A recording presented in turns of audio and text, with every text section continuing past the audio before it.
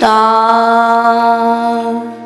परम पूज्य श्री स्वामी जी महाराज का जो साधना का मार्ग है, जो हमें प्राप्त है नाम जाप का, सभी मार्ग उत्तम है।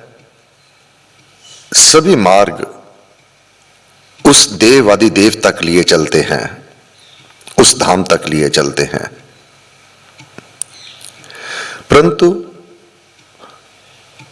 राम नाम का जपना भिन्न क्यों है? ये उपासना, ये जाप जो बाकी साधन हैं, उनमें ये सर्वश्रेष्ठ क्यों वर्णन किया गया?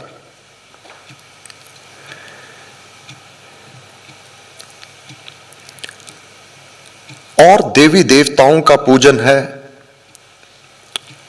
और मंत्रों का जाप है और जो विधि विधान है, महाराज ने कहा निश्चित रूप से फलीभूत होते हैं। जो जैसी श्रद्धा रखता है, जिस मंत्र का उच्चारण करता है, वह देवता प्रसन्न होकर के उसके मनोरथों को पूर्ण करते हैं और उसके पूजन को स्वीकार भी करते हैं, उसका पूर्ण फल भी देते हैं। इसमें रत्ती भर भी संदेह नहीं है। परंतु फिर भी उन सभी साधनों से, उन कर्म कांडों से राम नाम का जाप अधिक लाभदायक है। यह भगवान श्री कृष्णचंद्र जी महाराज ने श्रीमद् भगवद गीता के 9वें अध्याय में सिद्ध कर दिया। भगवान की वाणी। अब गीता के इस कथन को कौन काट पाएगा? कौन इसको झुटला पाएगा? कौन कटाक्ष कर पाएगा? वह ज्ञान ये है, भगवान स्वयं कह रहे हैं,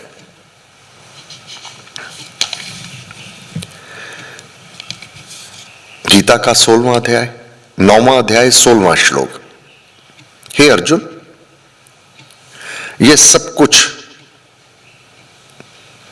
मेरे द्वारा ही, सारी प्रकृति, सारा ब्रह्मांड मेरे द्वारा चलाया हुआ है। जो तू शुभ कर्म करता है,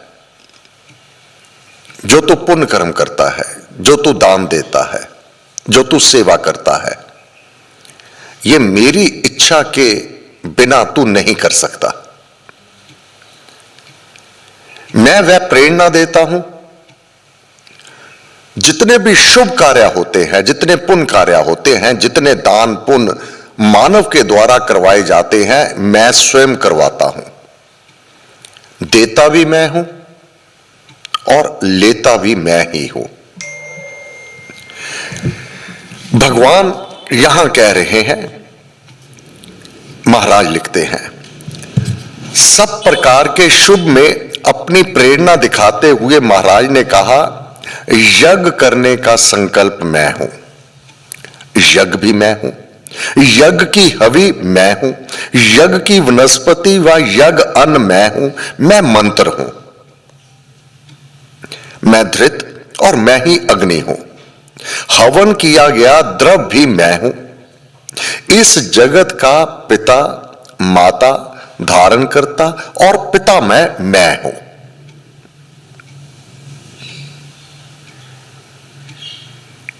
हम सबके जन्मदाता वह परम पिता परमात्मा है।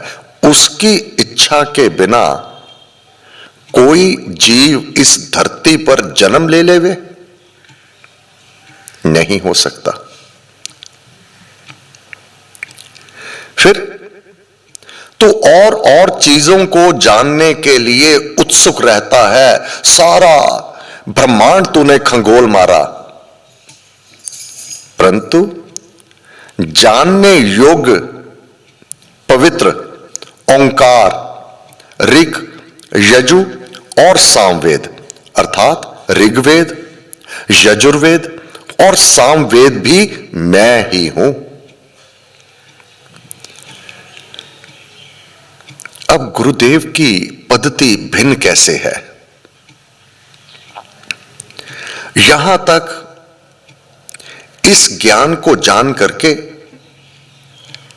अधिकतर मानव, बड़ी संख्या में इस धरती पर मानव जो शुभ कर्म करते हैं, पुण्य कर्म करते हैं, सेवा करते हैं, दान पुण्य करते हैं, इस ज्ञान से प्रभावित होकर केवल एवं केवल इस साधनों द्वारा अपने पुण्य कर्म करते हैं, नाम का जाप करते हैं, सेवा करते हैं, परहित परोपकार करते हैं, जो इन तीनों वेदों में वर्णन किया गया है। अब किसी का यह प्रश्न हो सकता है, भगवान ने यहां 3 वेदों की बात कही है जबकि वेद तो 4 है। भगवान ने तो ऋग्वेद, यजुर्वेद और सामवेद की तीनों वेदों की यहां चर्चा की है, वर्णन किया है, क्योंकि जो चौथा वेद अथर्ववेद है, इसकी रचना बहुत बाद में हुई, बहुत बाद में हुई। ये तीनों वेदों की रचना तो वेद वाणी परमेश्वर के मुख से निकली हुई है, ऋग्वेद, यजुर्वेद और सामवेद। परंतु जो चौथा अथर्ववेद है, 7000 वर्ष ईसा वर्ष पूर्व ऋषि अंगिरा ने इसकी रचना की थी, इसलिए गीता में इसका वर्णन नहीं आता है।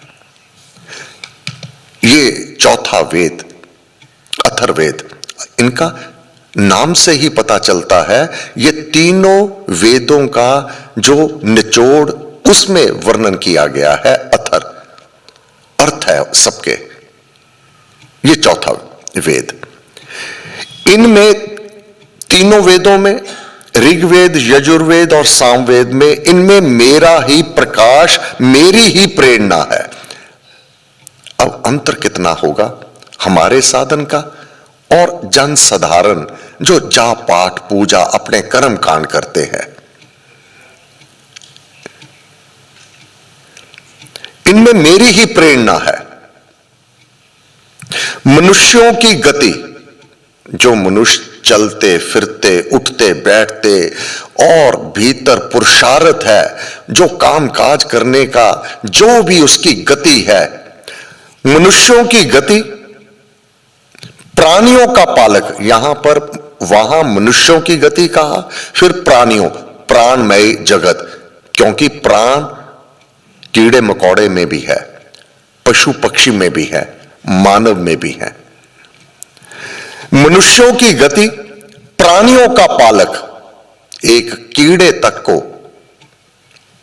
एक मच्छर तक को खान पान वह परमात्मा स्वयं देता है। प्राणियों का पालक प्रभु साक्षी, वह सबका साक्षी है, जानता है वह सब, और निवास सबके हृदय में निवास करता है। शरण, सबको शरण देता है। हितैषी, सबका हित करने वाला। यहां जो अज्ञानवश कह देते हैं, भगवान ये तूने मेरे साथ क्या कर दिया। भगवान किसी का भी अहित नहीं करता।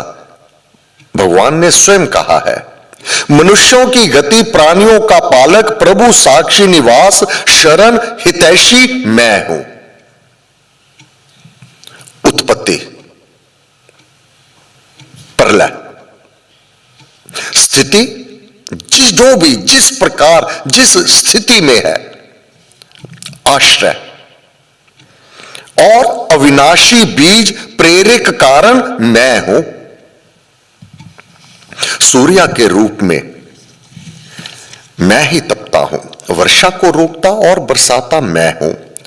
अमृत जीवन और मृत्यु, जीवन क्या है, जब तक वह परम पिता परमात्मा भीतर विराजमान है तब तक ये जीवन है। एक वह इस शरीर से बाहर हो जावे, देह मृत है।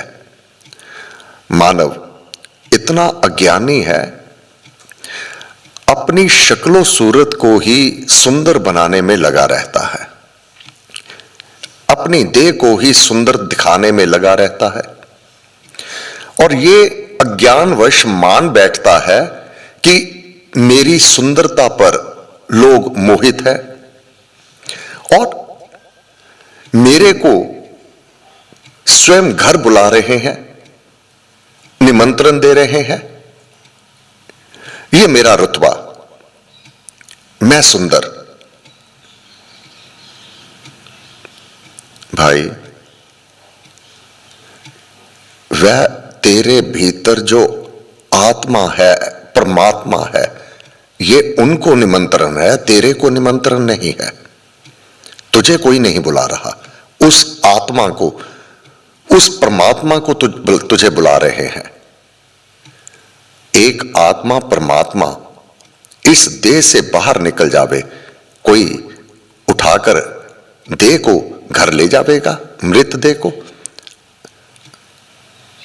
अब क्यों नहीं लेके जाता? अब अगर पहले चरण स्पर्श करके अपने मस्तक पर लगाते, अब माथे पर भी अगर हाथ लगा दिया मृत देह पर, तो मल मल करके अपने हाथ धोएंगे। जिस शरीर को तू सर्व स्वयं मान बैठा था, ये आदर इसका नहीं है। जो भीतर शुभ कर्म परमात्मा तेरे से करवा रहा है, ये उसका आदर है। ये पुण्य कर्म जो तेरे से सेवा, दान, पुण्य जो तेरे से, तेरे भीतर बैठा ईश्वर कर रहा है, उसका आदर है, उसका सम्मान है, उसको निमंत्रण है। इस शरीर को निमंत्रण नहीं है। मृत देह को कोई उठा के अपने घर नहीं लेके जाता कि ये इसको 2 दिन हमारे पास रहने दो, नहीं होता। घर वाले ही नहीं रखते अपने घर, एक रात फालतू नहीं रखते। जिस शरीर को तुम सर्व स्वयं मान बैठे थे, वह मृत देह को देखकर फिर बताओ कि अब किसका आदर था? वह उस परमात्मा का आदर था, उस आत्मा का आदर था। शरीर तो वस्त्र उसे प्राप्त था।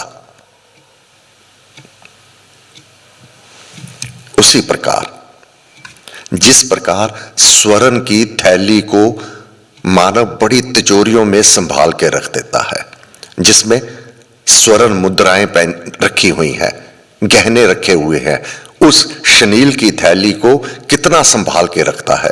क्या थैली को संभाल के रखता है? नहीं, उस स्वर्ण को वह मुद्राएं बाहर निकाल दो, थैली तो गली बाजार में वह रुलती है।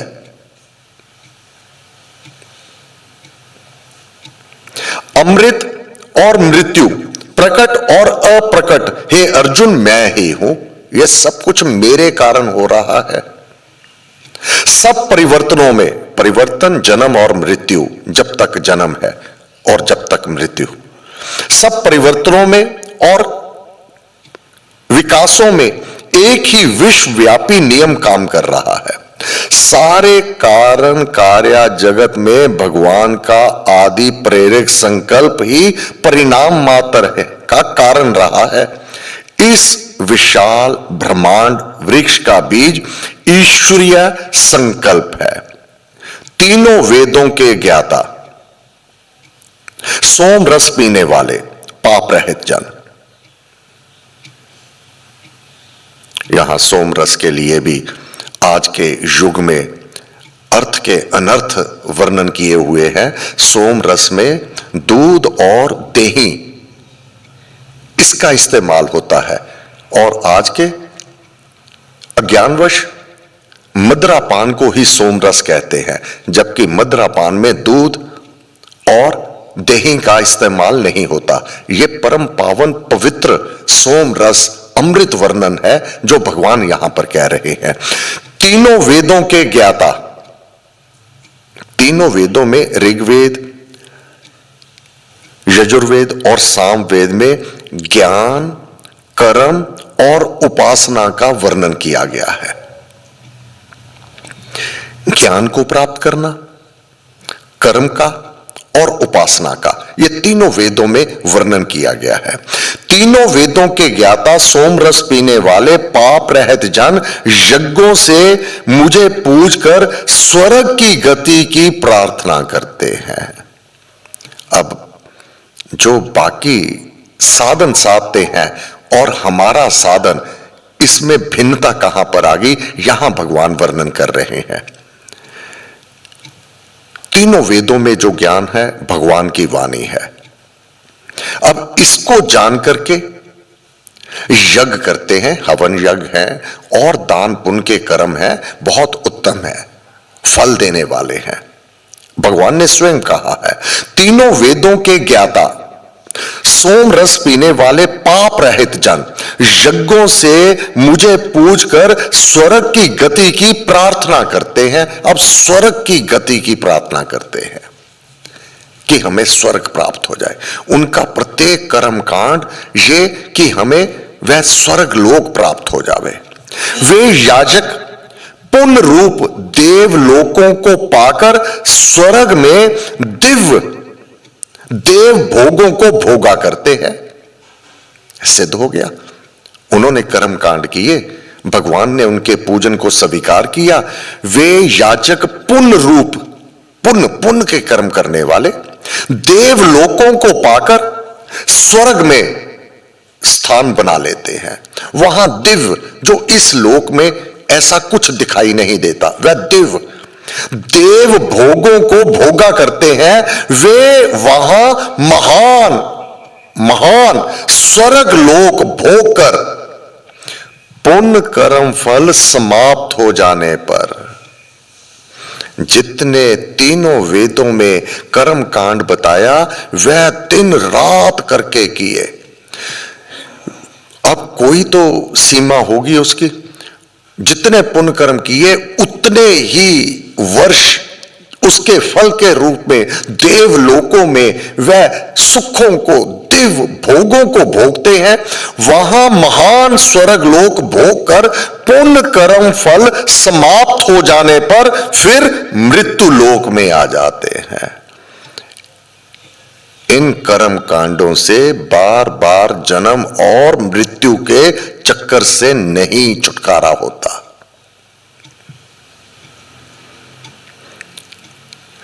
और हमारे पास वह औषधि दे दी गुरु महाराज ने, औषध राम नाम की खाइए, मृत्यु जन्म के रोग मिटाइए। अंतर है, जो और दूसरे साधन साधते हैं और हमारा साधन राम नाम का निष्काम। पुण्य कर्म फल समाप्त हो जाने पर फिर मृत्यु लोक में आ जाते हैं। इस प्रकार त्रयी धर्म वाले तीनों वेदों वाले, जो तीनों वेदों के अनुसार वेद वाणी द्वारा कर्म कांड करते हैं, यज्ञ करते हैं, हवन यज्ञ करते हैं और जो जो कर्म उपासना का मार्ग है वह मार्ग लेते हैं। इस प्रकार त्रयी धर्म वाले फलों की कामना सहित, यहां कामना सहित जितने भी ये यज्ञ हैं इनके पीछे कोई मनोरथ होता है, कामना रख के करते हैं। इसी प्रकार त्रयी धर्म वाले फलों की कामना सहित जन जन्म मरण के चक्कर में पड़े रहते हैं। समय पूरा हो गया। यहां तो अन्य लोग जो करते हैं, ऐसा नहीं कि राम नाम जपने वाले को वह सर्व कर्म कांड करने पड़ते हैं। एक व्यक्ति बाय ट्रेन जा रहा है, एक बाय एयर जा रहा है, बस अंतर बहुत भिन्न होगा। समय पूरा हो गया। अब इसका 22वां श्लोक आ जाएगा कि जो अनन्य भाव युक्त जन राम नाम का जाप करते हैं उसका क्या लाभ होगा। हे गुरुदेव, आपको असंख्य नमन, असंख्य नमन, असंख्य नमन। जय श्री राम, जय श्री राम, जय श्री राम। सर्वशक्ति मते परमात्मने श्री रामाय नमः। सर्वशक्ति मते परमात्मने श्री रामाय नमः। सर्वशक्ति मते परमात्मने श्री रामाय नमः। सर्वशक्ति मते परमात्मने श्री रामाय नमः। सर्वशक्ति मते परमात्मने श्री रामाय नमः। सर्वशक्ति मते परमात्मने श्री रामाय नमः। सर्वशक्ति मते परमात्मने श्री रामाय नमः। सर्वशक्ति मते परमात्मने श्री राम मते परमात्मने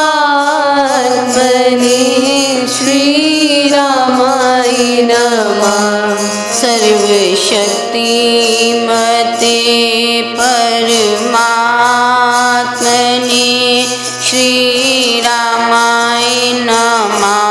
सर्वशक्ति मते परमात्मने श्री रामाय नमः।